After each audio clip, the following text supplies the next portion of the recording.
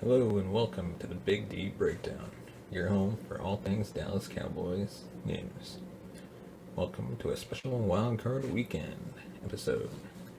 First, we'd like to thank our sponsors, Poddex, for sponsoring this episode.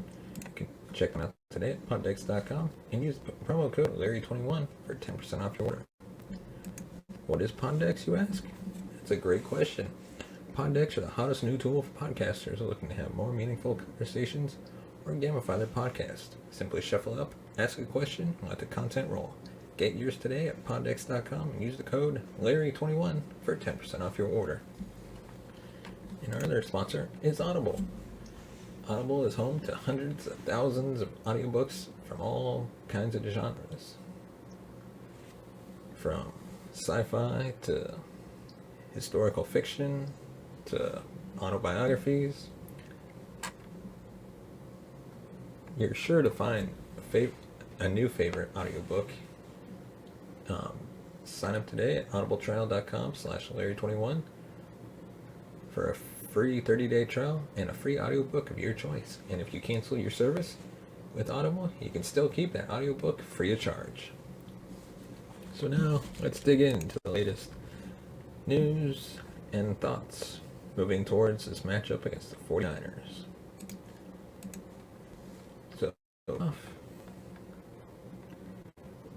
No enemy.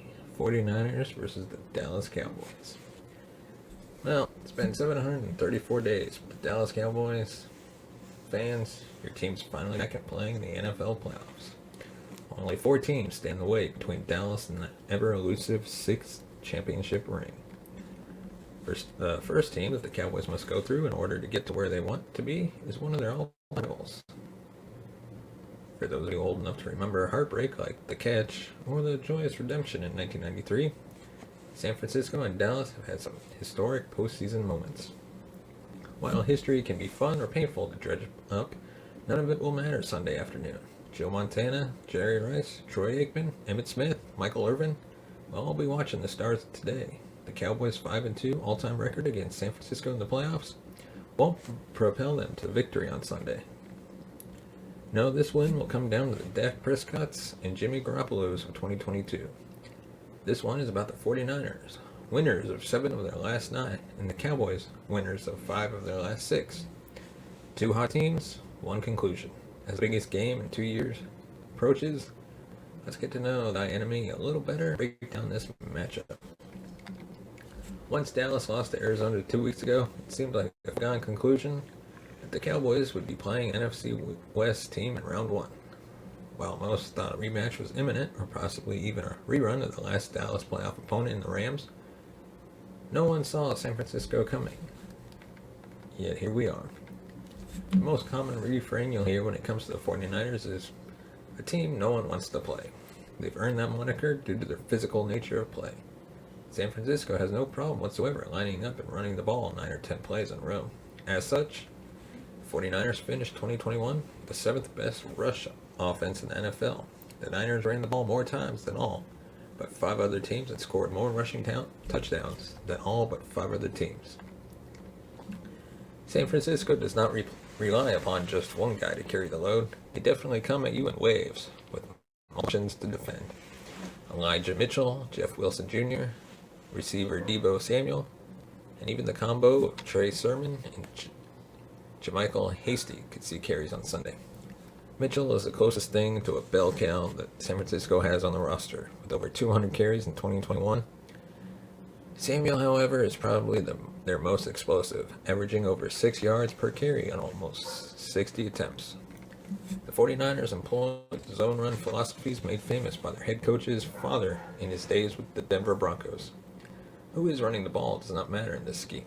Denver, back in the day, rolled out 1,000-yard rusher after 1,000-yard rusher, no matter the name. San Francisco is not just a running team, however. The 49ers finished 12th overall in passing yards, led by Samuel's 1,405 receiving yards, while one of the best tight ends flanking him, George Kittle, along with young guys like Brandon Ayuk and Jawan Jennings. They definitely have options. The Niners back up their potency on offense with a stellar defense as well. San Francisco possessed the 6th best pass defense and 7th best rush defense. A portion of their success defensively is thanks to defensive end Nick Bosa. Bosa has 15.5 sacks, 21 tackles for loss, and 32 quarterback hits in 2021. Suffice to say, he lives in your team's backfield. When he's not wreaking havoc, fellow linemen Arden Key, and Eric Armstead do a fine job of messing up your offensive plans in their own right. All this explains why the 49ers have made it to the tournament, while a lot of people think they're going to be up for Dallas. Truth be told, aside from Philadelphia, there is an easy out in the NFC. While I would be extremely shocked to see San Francisco in the Super Bowl, they're definitely capable of winning a game or two. Every other team could very easily represent the conference in February, so the road to Dallas will be tough regardless.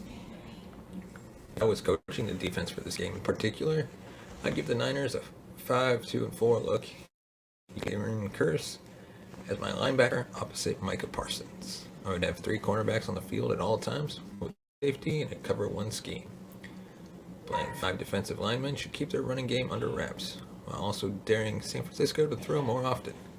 The speed of having a safety at linebacker, primarily to pay attention to Kittle, would help neutralize that option, speed up Garoppolo's mental clock. Offensively, the Cowboys need to get off to a hot start. The offense cannot wait until the 4th quarter to get things going. You've heard me say all year that a faster tempo is key for the team's rhythm. Getting into a groove early would go a long way towards ultimate success. Also goes without saying, the Cowboys cannot beat themselves. Dallas is the most penalized team. Too many times, these penalties kill drives. 49ers are not particularly good at creating turnovers, and Dallas is pretty good at protecting the ball. Avoiding penalties will go a long way towards tipping the scales in the Cowboys' favor. Prior to the season, I predicted Dallas going 11-8. They did just that, and more win than I foresaw coming. I respect the 49ers a lot, but I don't think they can handle Dallas if the Cowboys play their A game. The Cowboys are favored by 3 points, and I think they cover that spread. And now on to Micah Parsons.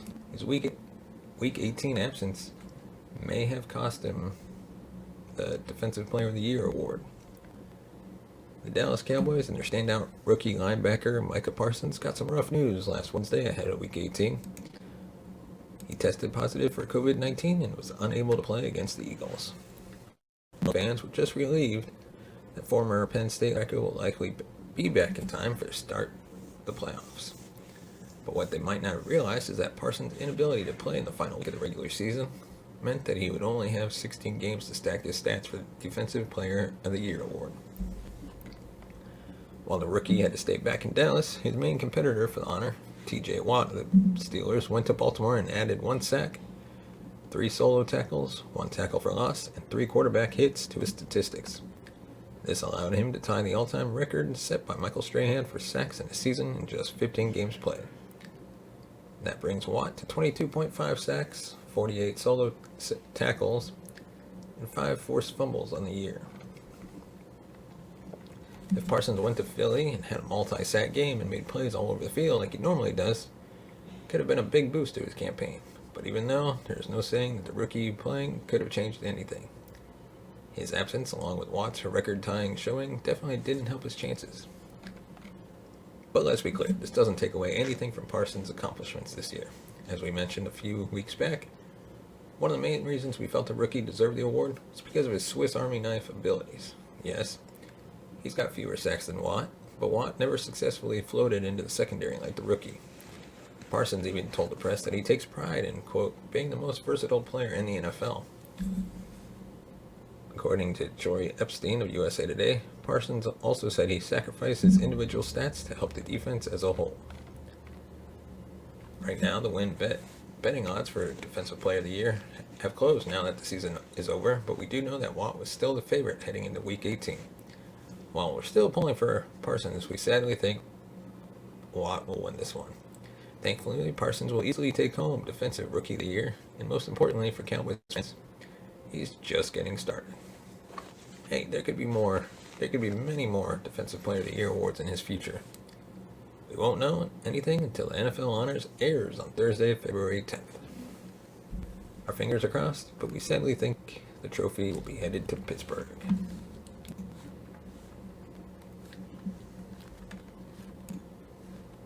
And now time for our wild card Sunday history, projection, and key players. Now the real fun starts. Doesn't matter what happened in the regular season and whether it was good or bad, that's all out of the window now.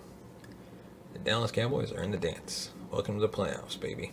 Buckle up on this one. It's a bit longer than normal, but it's the playoffs.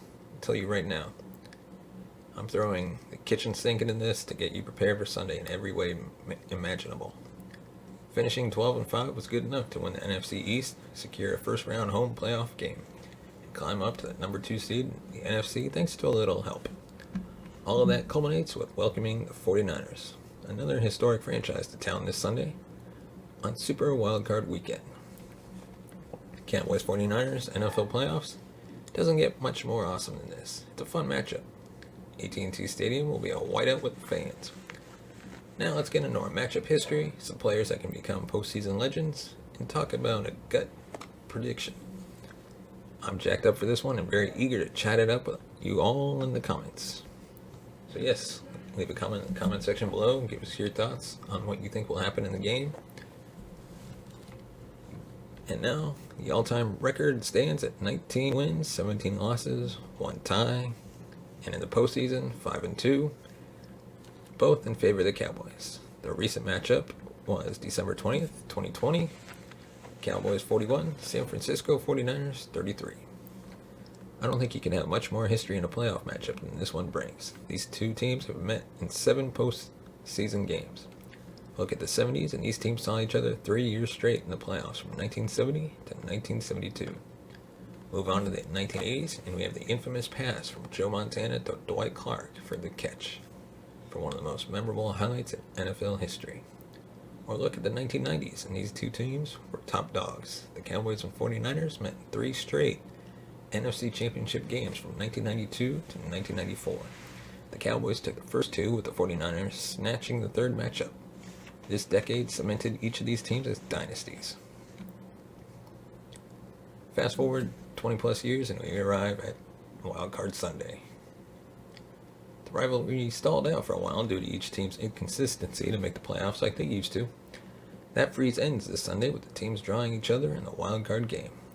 With the history, the aura, and all that comes with this matchup, the stage is set for someone to cement a spot in Cowboys 49ers lore with the likes of Troy Aikman, Emmitt Smith, Joe Montana, and Jerry Rice. Someone is going to have a chance to etch themselves in NFL history. All of these teams met last year. This matchup is drastically different. Last year saw the Andy Dalton-led Cowboys beat the Nick Mullins-led 49ers. Now we have Dak Prescott and Jimmy Garoppolo leading the charge. Last year saw the two teams leave the matchup at 5-9 each. This year the teams are 12-5 and 10-7 respectively. This playoff matchup checks all the boxes. It has history, star power, tradition, big name quarterbacks. It's going to be a fun one and you don't want to miss it. And now for our weather report. Obviously, playing at AT&T Stadium in Arlington, Texas, and with a retractable dome on a turf field. High of 51, low of 36, plenty of sunshine. Wind 5 to 6 miles per hour with gusts up to 15 to 16 miles per hour. Obviously, weather's not going to be a factor in this one. Roof and/or windows open. It's going to be a beautiful day down in the Big D for some playoff football. The tailgate should get going bright and early. Toss the ball around, fire up the grill, and enjoy it. Inside will be rocking and a sight to see as the Cowboys are going with a whiteout game. All of that said, this one has ideal conditions. I suspect they may leave the roof open at AT&T for the sunlight and a little fall feel in the air. Players should not see any issues with cramping due to warm temperatures, and there shouldn't be any factor of cool air slowing down passing attacks. The weather and the fact that the game is indoors makes it feel like we are setting up for points lighting up the scoreboard. The Cowboys have been very successful indoors this season. They sit with a record of 8-3 in games that have been played within a dome. I know most teams play in a dome, and it likely is an indifferent stat, but it's the playoffs, and I'm going to use anything I can to trick my brain into an edge. Plus, this sure beats Green Bay in round 1 or 2, which the Cowboys will avoid. Give me all the dome games to eliminate weather worries and just play football. And now, let's take a look at some of the under-the-radar players. So, starting off, for the Dallas Cowboys, I give you Tony Pollard. And the 49ers, I give you Jawan Jennings. The choice to rest Tony Pollard during the Week 18 trouncing the Eagles didn't make many waves due to the significant amount of other starters out with COVID and other injuries, but it might just be the most important choice the Cowboys made. Pollard is known for his quick cuts, his burst of speed when he gets even a sliver of a crease, and his do-it-all ability to run and catch passes. He could be called upon a lot on Sunday afternoon. The 49ers have the 7th best run defense in the league and only allow 103.5 yards per game. Now, they do allow 4 yards per carry, and due to that, there is some room for Zeke to keep them honest. That pairs exceptionally well with a rested partner who has had ample time off. Pollard will be fully rested and should have his pop back. Trying to consistently run against the 49ers is begging to put yourself in tough situations. That is why I think Pollard's versatility comes into play in a big way. I'd still try and run the ball, but I'd give the 49ers a taste of their own medicine, using Pollard on tosses and even jet sweeps with him, lining up in the slot, sneak in 2 to 3 screen passes, manipulate a few matchups with Pollard, one-on-one with a linebacker in space, get funky with it, and I think you can create a 100-plus yard day for him to be the difference maker. Pollard is slippery, and he has an extra gear that not many backs in the NFL have. That isn't just due to watching him, that is due to the number of carries he has that go for 5-plus yards. His ability to get chunk runs could propel the Cowboys' offense and make the 49ers stay honest, giving the Cowboys favorable matchups with their star-studded receiving group. Last week, the 49ers' resolve against the Rams was nothing short of impressive. Cowboys fans and players alike were rooting for them as they propelled us to the number 3 seed and guaranteed that the trip to Green Bay couldn't happen in the first 2 rounds. Everyone knows the 49ers' offense goes through Deebo Samuel, while listed as a wide receiver. In my opinion, he's the best all-around football player in the NFL by a long shot. He can clearly produce as a wide receiver, runs the ball more than any other receiver in the league, and even tossed a touchdown last week. The Cowboys and defensive coordinator Dan Quinn knows Deebo is the 49ers guy. Trayvon Diggs will likely get him when he lines up out wide. Inside, we get an even better matchup. Gives us the best all-around offensive player going against the best all-around defense player in the league, Micah Parsons. That matchup is the cream of the crop. You don't see that often, and it should be enjoyed. With Samuel garnering all that attention, I think the Cowboys need to be cognizant of receiver Jawan Jennings hurting them.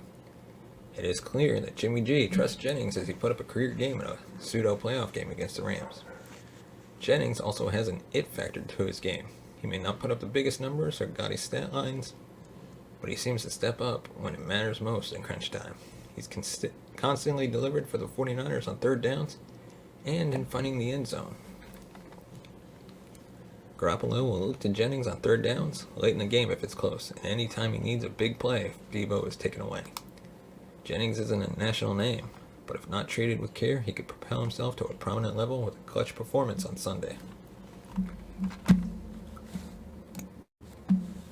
But before anything can be said, there's a Cowboy stat that proves a path to victory over 49ers could be rather difficult. While the Dallas Cowboys ended the season in the NFL in both total yards and yards per game, there's no denying that the run game has had issues since the middle of the season.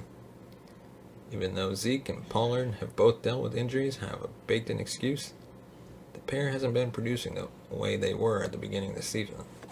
Nevertheless, the Cowboys have continued to emphasize the importance of the run en route to the playoffs. The problem is that their first-round opponent has one of the best rushing defenses in the league. The Niners are 7th best in total yards allowed. The bigger problem is that 49ers' swarming run D has gotten better towards the end of the season. The 49ers' average rushing yards per game allowed in 2021 is 103.5. But in the last 3 games, the average was 80 yards. Against the Rams, it was just 64 yards. That doesn't bode well for a Cowboys team trying to figure out the run, and this specific stat doesn't help. Dallas is 9-0 this season when the team has at least 30 rushing attempts. When they rush less than 30 times, they are 3-5. So what does all this mean? It means that the Cowboys can't solely rely on Dak Prescott and his arm, even if San Francisco stays staunch early. Keyword, solely. Yes, Prescott should take advantage of a struggling 49ers secondary to get some deep shots or high-up touchdown grabs. However, if the run game can't find a rhythm and the team is only relying on Prescott's arm, the numbers show it won't go well for America's team. If the Cowboys offense can have versatility by creating success on the ground and in the air, San Francisco will have a lot of trouble. If Dallas goes out there and tries to only rush or only throw, not going to end well. The 49ers are certainly hell-bent on making Dallas one-dimensional. A strong, eclectic game plan from Kellen Moore in the face of this challenge is imperative. Thankfully, like we've mentioned before, Pollard had some extra rest in Week 18, which means he and his foot are ready to go. Elliott also told the press that his knee feels solid, and it isn't stiff anymore, which is also a great sign. Both of these rushers need to have stellar games in order to allow for the run game to work. Getting all parts of the offense working is clearly a crucial key to Cowboys' victories. The question remains, will they be able to execute it all on Sunday?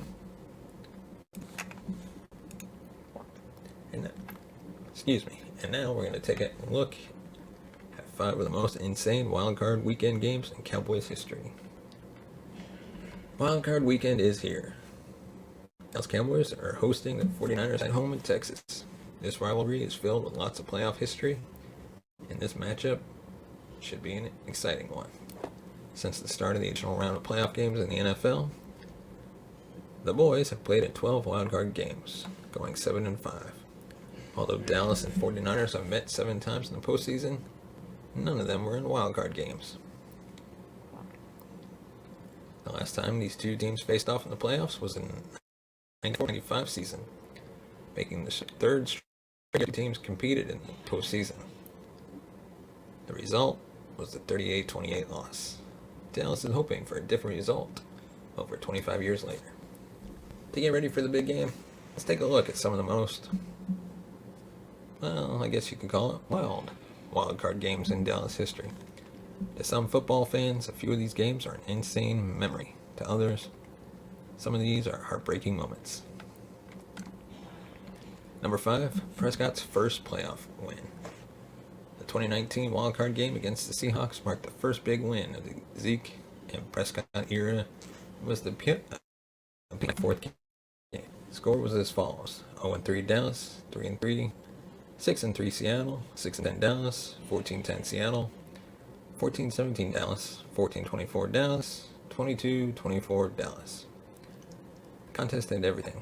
Gorgeous Prescott to Gallup, who sadly is missing this weekend's game, I should say. 11-yard touchdown pass where a young Gallup found a way to make the catch despite intense pressure from Richard Sherman. And an impressive toe-tapping catch by Doug Baldwin right at the sideline. Zeke sitting Sherman down with a gorgeous stiff arm on a run. Of course, Prescott putting it all on the line with its aerial flip to eventually get a touchdown. Prescott's 226 passing yards as that game remained the most passing yards thrown in a rookie playoff debut.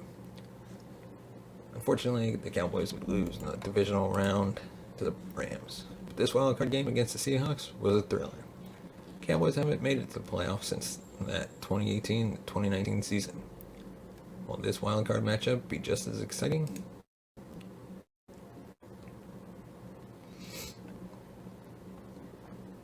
Number 4, Cowboys lose to Minnesota in 2000.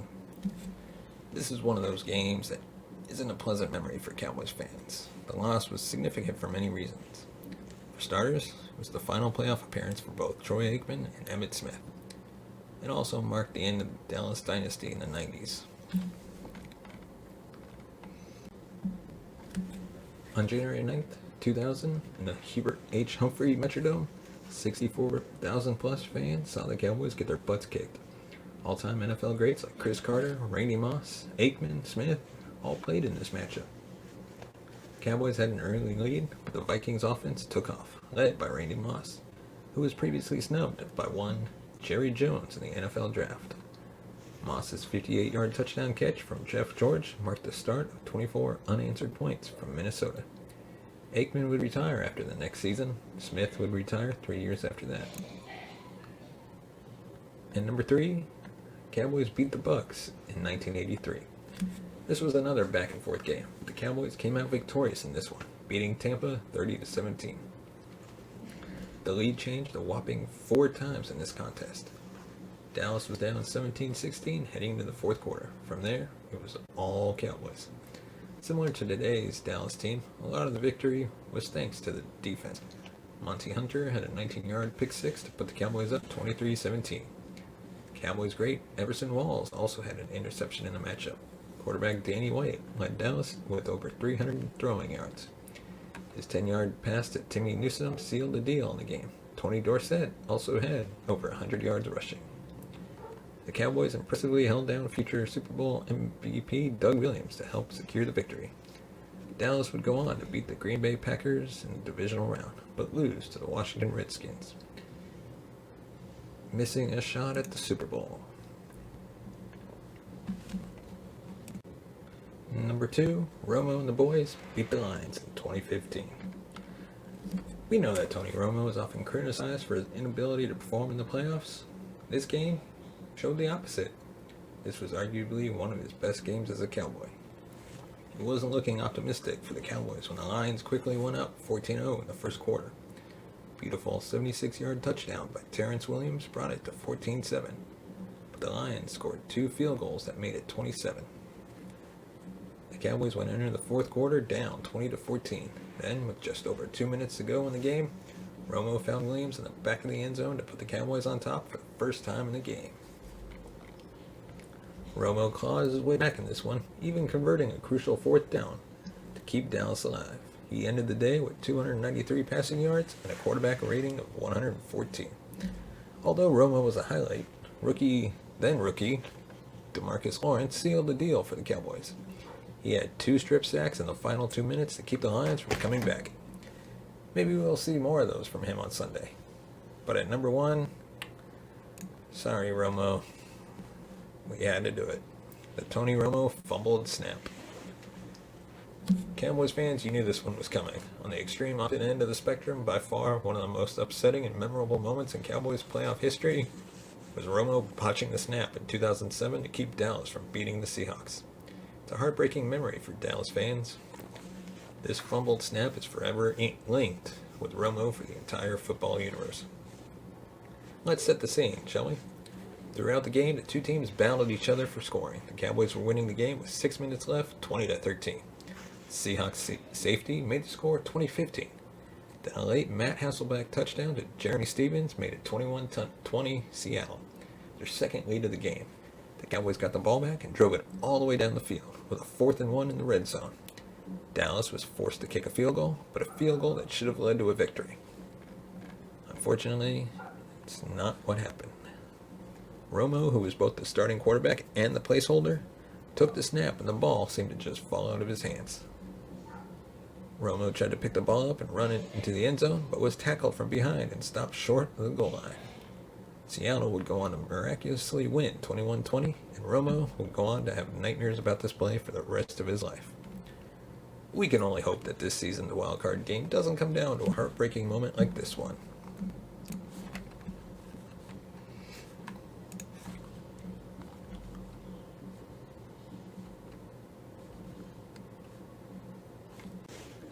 The Dallas Cowboys are and should be focused on the playoffs and continuing to play as many games as possible in January and February.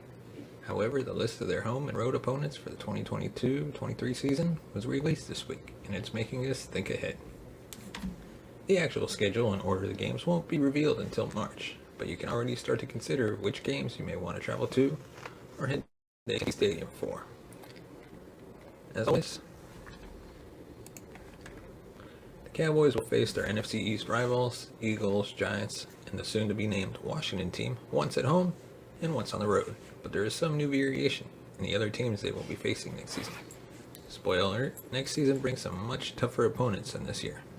This season, Dallas had quite an easy schedule. Aside from a disgraceful NFC East that easily allowed the Cowboys to go 6-0, the Cowboys got to face an injured, COVID-riddled team, the Falcons, the Panthers, and the Broncos. All teams that ended up with losing records. That's 10 out of 17 walk-in-the-park games, even though they embarrassingly lost to the Broncos, and many other winnable matchups too. Next year won't be as simple. So let's break it down. There are a lot of unknowns. Scheduling, coaching changes, and roster differences will play a big role. The Cowboys themselves also have a ton of free agents who may not be on the team anymore next season. Until then, let's see which game should be a breeze and which will be a tornado. So first off, Tampa Bay Buccaneers at home. Brady is going to throw the football until he is 90. Till then, he's always a threat. This is a rematch of a close Week 1 game and will be intense. Cincinnati Bengals at home. The Bengals have had a stellar comeback season thanks to their young stars Joe Burrow and Jamar Chase. And next year, they should only be another season better. And we got the Colts at home. Carson Wentz hasn't been the quarterback that Indy needs him to be, but there are plenty of other weapons on that team. The Colts have a great coach, stellar defense, and standout running back in Jonathan Taylor. Then, away, we got the LA Rams. The Rams are always a tricky NFC opponent with an experienced quarterback, excellent head coach, and a terrific defense. They are a strong team. Then, the Cowboys are headed to the frozen tundra to face the Green Bay Packers. This is probably the scariest. The Cowboys heading to the frozen tundra to face a likely back-to-back MVP and potential Super Bowl champs will be a big challenge. Ideally, this takes place in September, but the NFL would never help us out, right? The AFC South champs may not be talked about as much as other elite teams, but they deserve recognition for garnering the number 1 seed.